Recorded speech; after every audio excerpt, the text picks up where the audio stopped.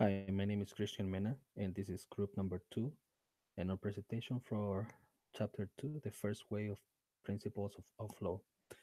Another members of the group is Mackenzie Taggart and Hugo Vera.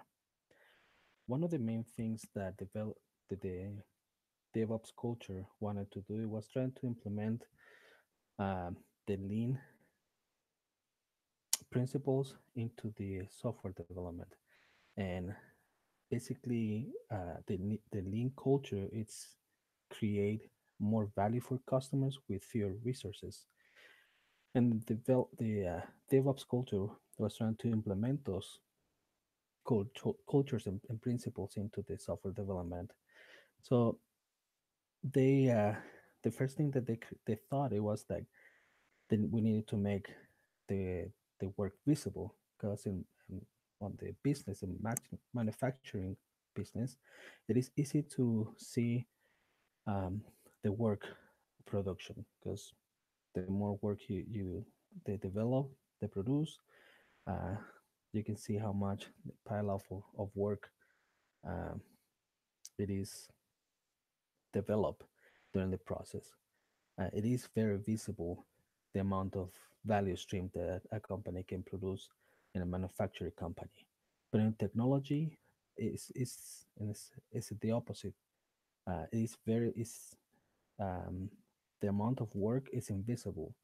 It is not possible to see how much work a developer can produce um, at the same time. Uh, it happens with a click of a button. It's really fast. So one of the solutions that the DevOps culture created it was the Kanban board, and this is basically that a way of seeing how the work is moving from one state to another. And the board is are represented by cards that move from left to right. That creates this the work for developers and operations that makes it visible, possible to see um, in which stage of the production is a code or a piece of code or a program. Uh, in this way, they can measure the lead time, prioritize goals, and see through the completion. And in order to demonstrate this, I'm gonna skip for my PowerPoint presentation for a little bit just to show you how a Kanban board looks like. So basically here they start a ticket or a card. Um, and imagine that in this card, number 8, they have a work request for implementing a new web page for new consumers. Okay.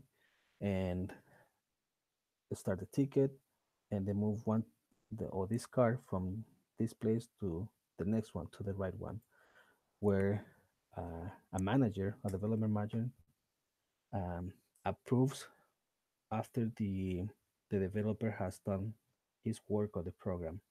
And then once the developer manager has approved it, he moves the card to the next uh, station or column where the quality assurance team are in charge of testing this code.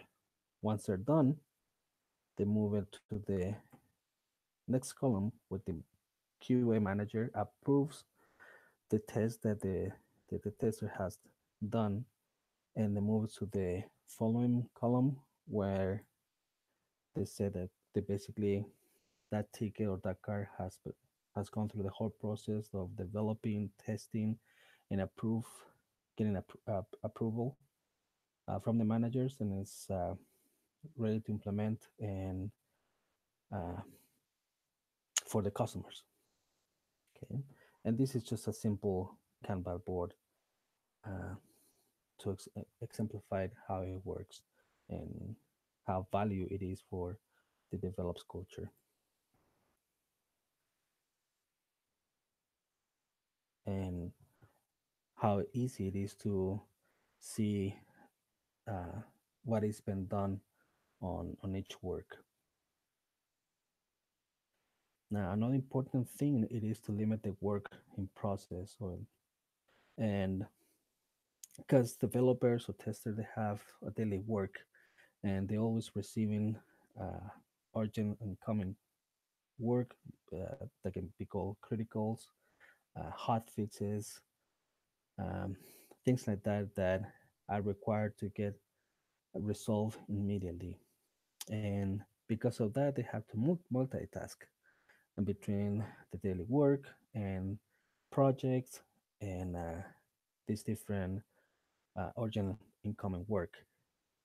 And one of the things that help them to have an order on this process is is the Kanban board, so they can see exactly what needs to be done, what is urgent, um, what is the project that they need to work, and they can have that in the board. And in that case, they can limit the amount of work they are concentrating because um, the more things they're working on throughout the day, the less product, pro, the less productive developer in this case become. And basically because they are concentrated or focused on so many tasks at the same time that it's very hard to accomplish the task or the work that need to be done for each day or for a period of time. And basically another thing that why the Kanban board is so important is that if there's for some reason some days that the work is slow, there's not a lot of things that they can do. They can go to this board, the Kanban board, and start working on projects or little different tasks that they may have, and the process that they can either uh, help with the development or start testing and things like that. But it's very important to limit the amount of work so they can be more productive. Now, another important thing is to reduce the batch size. And this is basically that how much, uh, for example, how much code they're trying to deploy and for a program, for a software development or for a website.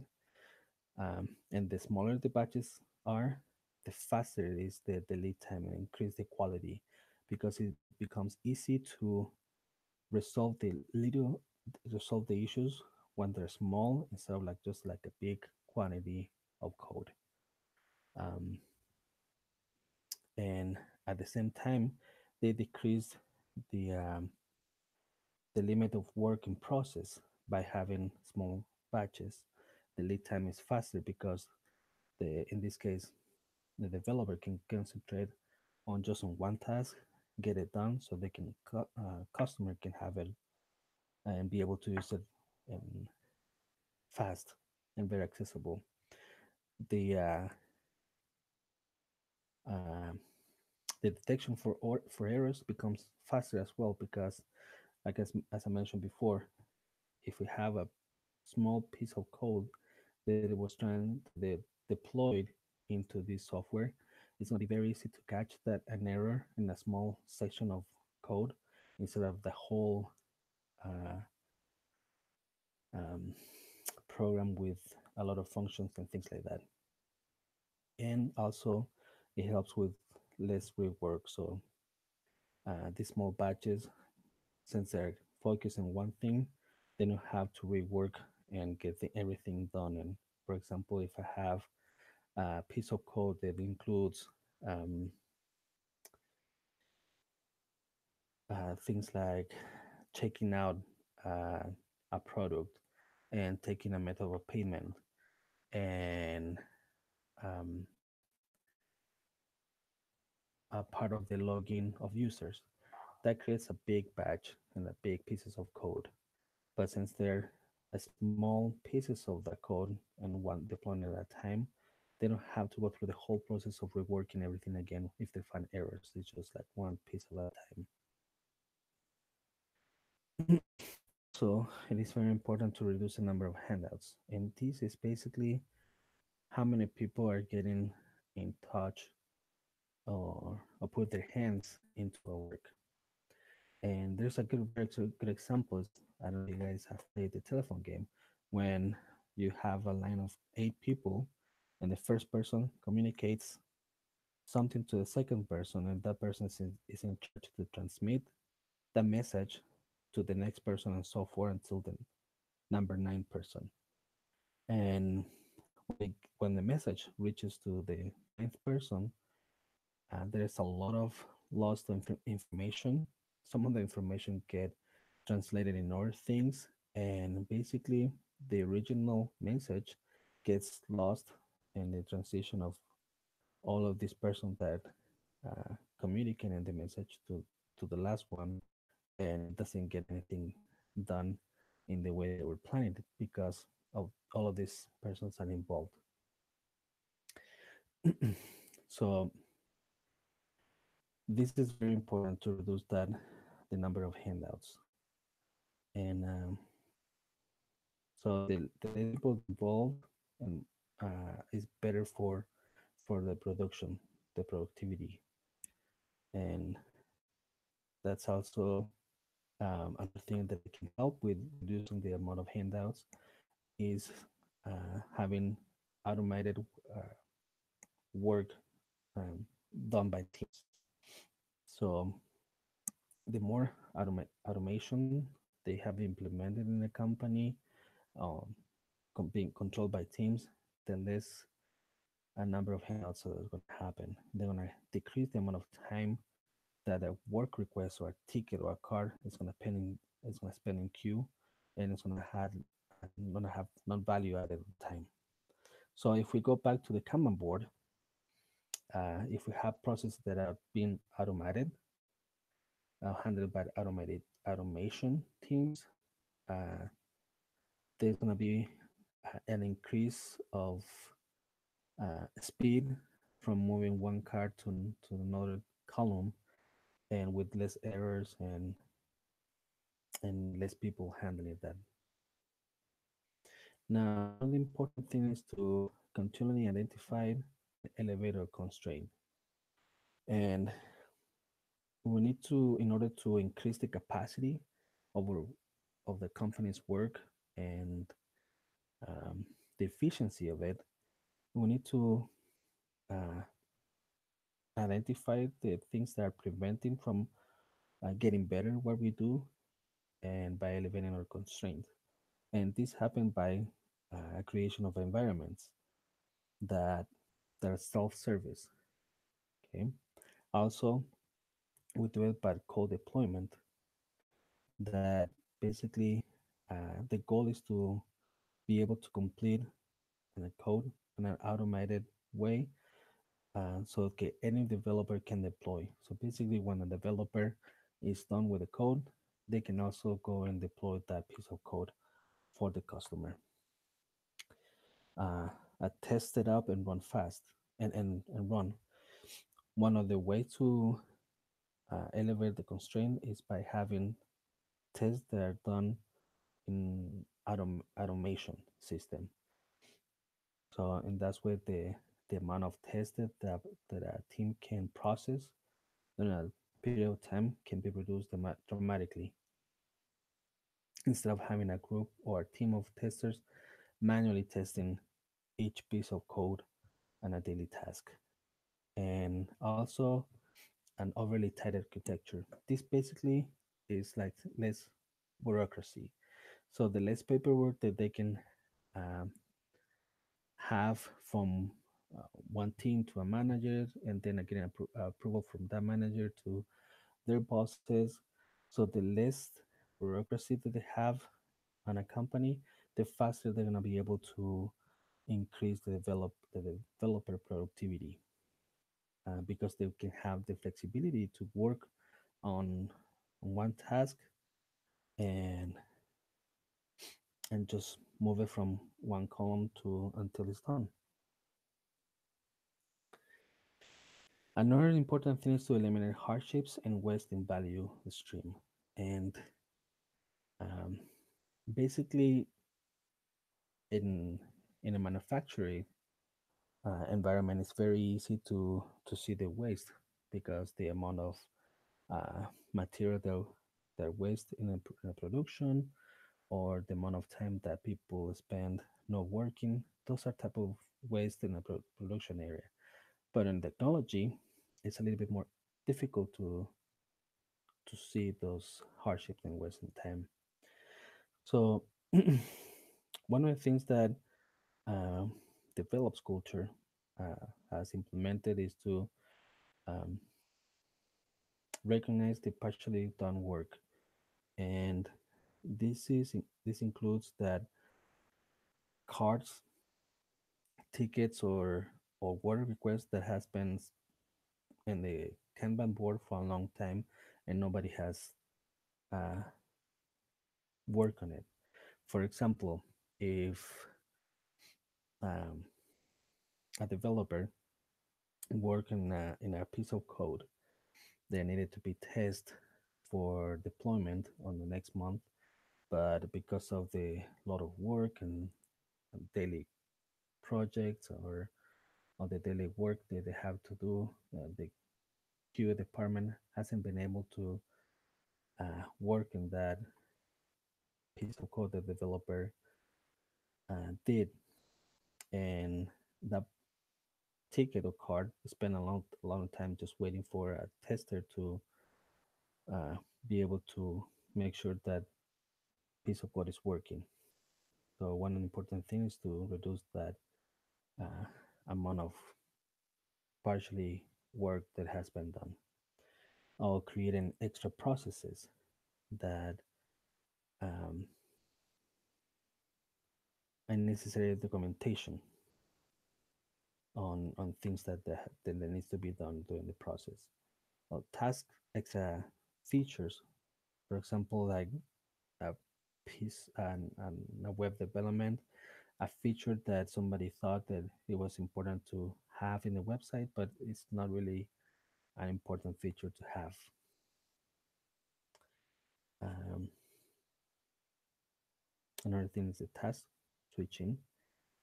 Um, this basically is the dependency between the work and the effort and time that has to do with the value stream, the non-starter manual work, um, the waiting, the motion, the effects, and the heroes.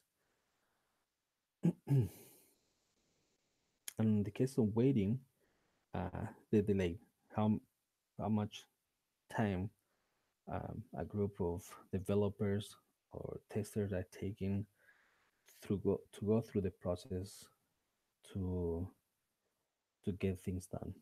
And it depends. Sometimes they find errors and developers have to go and work again, and that's a cycle they have to be a minimum in order to not have that waiting time for a long period of time.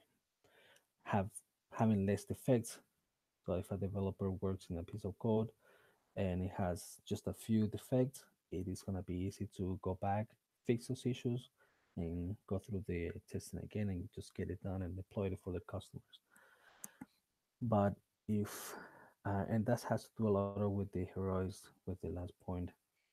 If, for example, a tester is overloaded with projects, the daily task, and all the different work requests that they have throughout the day, and they also have to make sure that the developers' code is getting tested and approved, um, that is overloading uh, a tester, and that's something that needs to be reduced because the efficiency of that tester is going to be impacted by the amount of work that the person is doing. It's the same with developers and other people part of the team. So something important to understand through the whole process um, is that the smooth and the flow it moves faster throughout from the development to the operations, and that adds value to the customers. And basically, it's because the faster you can move a development from the developing stage to the operations, to the customer to be able to um, have that delivered to them. That is all what it's all about. And in order to achieve that goal, to make that transition smooth and faster from development to the customers, uh, they use um, we make our work visible. We limit the work in process. We reduce the batch size and the number of handoffs. We continually identify and evaluate constraints, and we eliminate hardships and waste in the value stream. And with that, we decrease the amount of time required for changes to be deployed into production and to increase the reliability and quality for those services. And this has been the our presentation. Thank you.